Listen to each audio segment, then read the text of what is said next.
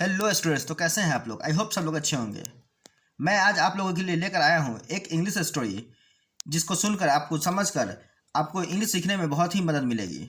होता क्या है कि बच्चे अक्सर क्या करते हैं कि स्टोरी के माध्यम से बहुत ही आसानी से बहुत ही जल्दी कुछ भी सीख जाते हैं। तो हम आपको सिखाएंगे एक स्टोरी के माध्यम से। इसको इंग्लिश इंग्लिश स्टोरी है जिसको हम ट्रांसलेट करेंगे और बताएंगे आपको और सिखाएंगे। तो चलिए वीडियो को शुरू करते हैं। वीडियो शुरू करने से पहले जो भी हमारे चैनल पर नए हैं वो चैनल को सब्सक्राइब कर लीजिए, बेल आइकन प्रेस कर दीजिए ताकि आने वाली हर वीडियो की नोटिफिकेशन आपको मिलती रहेगी। और हाँ, लाइक करना नहीं भूलिएगा और शेयर ज़रूर कीजिएगा, क्योंकि शेयर कीजिएगा तो आप जैसे और भी बच्चे देख पाएंगे इसे और उन्हें भी इंग्लिश समझने में आसानी होगी। तो चलिए वीडियो को शुरू करते हैं। Yesterday was my day of from work. Yesterday मतलब होता है बीता हुआ कल। तो कल कल मेरी काम की छुट्टी थी और मैं घर पर बैठा था। And I was sitting at home feeling board. और मैं बोर्ड फील कर रहा था, यानी बोरियत महसूस कर रहा था। आई थॉट, मैंने सोचा, लेट्स गो समवेयर, कि मैंने क्या सोचा कि चलो कहीं चलते हैं। कल मेरी काम की छुट्टी थी और मैं घर पर बैठा था, बोर हो रहा था, बोरियत महसूस कर रहा था और मैं सोचा कि कहीं चलते हैं। सो आई कॉल्ड माई फ्रेंड्स। सो मतलब था इसलिए, आई मतलब मैं, कॉल्ड मतलब बुलाना या पुकारना या कॉल करना, फ़ोन करना। माई फ्रेंड्स यानी मेरे दोस्त। सो आई कॉल्ड माई फ्रेंड्स, इसलिए मैंने अपने दोस्तों को फ़ोन किया। अनफॉर्चुनेटली, दुर्भाग्य से, एवरी वन वॉज बिजी, सारे के सारे दोस्त क्या थे, व्यस्त थे, बिजी थे। So I decided to go alone, इसलिए मैंने फैसला लिया। डिसाइडेड मतलब फैसला लेना। मैंने फैसला लिया कि मैं क्या करूँगा, अकेले जाऊँगा। तो मैं कल अकेले गया था। There is a mall at a short distance from my house. एक मॉल है जो कि शॉर्ट डिस्टेंस यानी कि कुछ ही दूरी पर, फ्रॉम माई हाउस यानी मेरे घर से, यानी मेरे घर से कुछ ही दूरी पर एक मॉल है। Where there are many good restaurants, जहाँ क्या है, बहुत सारे रेस्टोरेंट्स हैं, बहुत सारे अच्छे अच्छे रेस्टोरेंट्स हैं। The distance from my house to the mall is approximately 2 kilometres. Distance मतलब होता है दूरी, फ्रॉम माई हाउस यानी मेरे घर से, टू द मॉल मतलब मॉल तक।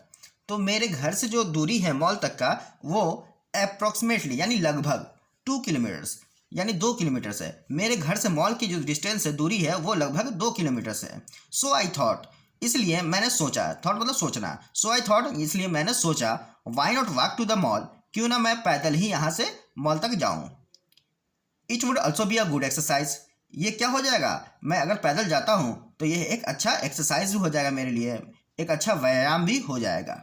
सो I set off towards the mall on foot, इसलिए मैं set off towards the mall यानी मॉल की तरफ, तो मॉल की तरफ जब मैं पैदल चल पड़ा, जब चलना शुरू किया तो, but I had only walked a little, लेकिन क्या हुआ कि मैं जब थोड़ा ही चला, लिटिल मतलब थोड़ा, मैं जब थोड़ा ही चला था कि वेन आई रियलाइज्ड, कि मैंने क्या किया, मैंने महसूस किया कि that it was very hot, कि क्या है, आज बहुत गर्मी है, मुझे यह एहसास हुआ।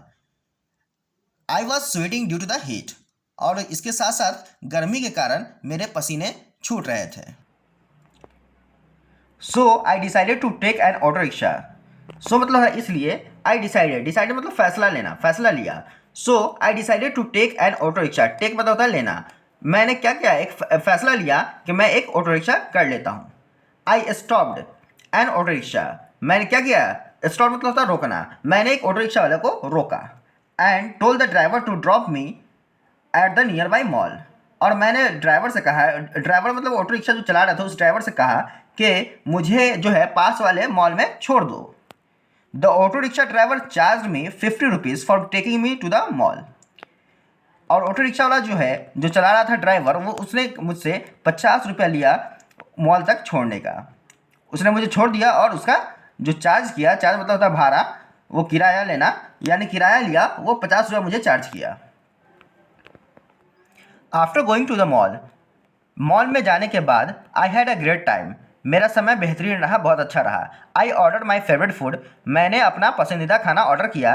And then started exploring the mall, और उसके बाद मैं मॉल घूमने लगा। एक्सप्लोरिंग मतलब घूमना, जायज़ा लेना।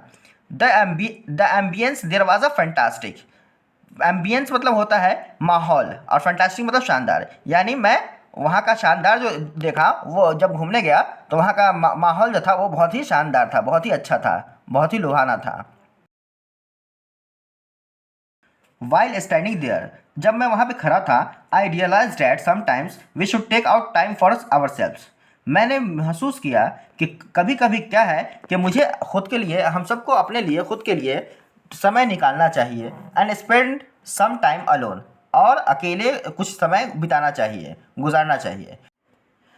It's refreshing to have conversation with ourselves, और ये क्या करता है, जब हम अकेले रहते हैं, कहीं पर भी अकेले रहते हैं, बहुत सारी चीज़ें होती हैं जो हमारे लाइफ में, बहुत सारी चीज़ें होती हैं जो सोचते हैं हम लोग, तो क्या होता है, it refreshing to have conversation with ourself. और जब हम अकेले रहते हैं तो अपने आप से बातें करते हैं, और ये हमारे हमारे मन को बहुत ही शांति देता है, तरोताज़गी देता है।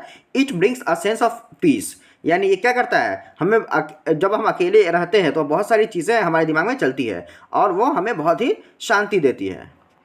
तो इस स्टोरी का मतलब ये है कि कभी भी हमें, जब कोई नहीं मिले साथ में, तो ज़रूरी नहीं है कि, एक तो क्या होता है कि सब लोग, ज़रूरी नहीं है कि हमेशा साथ ही हो, तो इससे आपको घबराना नहीं चाहिए हमेशा, क्योंकि अकेले भी टाइम हम लोग का अच्छा जा सकता है। अकेले भी समय बिताना अपने लिए बहुत ही अच्छा होता है, क्योंकि बहुत सारी चीज़ों से हम लोग रूबरू होते हैं, बहुत सारी चीज़ें दिमाग में चलती हैं। तो आपको भी चाहिए कि कभी कभी अपने लिए समय निकाल लीजिए। अब वीडियो कैसा लगा ये हमें कमेंट सेक्शन में ज़रूर बताइएगा। ये स्टोरी आपको पसंद आ रहा है तो इसे लाइक कर दीजिए, चैनल को सब्सक्राइब कर दीजिए, और बेल आइकन प्रेस कर दीजिए, ताकि आने वाली हर वीडियो की नोटिफिकेशन आपको सबसे पहले मिले। और हाँ, इसे शेयर करना नहीं भूलिएगा, शेयर कीजिएगा तो आपके जैसे और भी बच्चे ये जान पाएंगे, ये स्टोरी देख पाएंगे, और उन्हें भी इंग्लिश समझने में आसानी होगी। चलिए फिर मिलते हैं दूसरे वीडियो में, तब तक के लिए बाय बाय।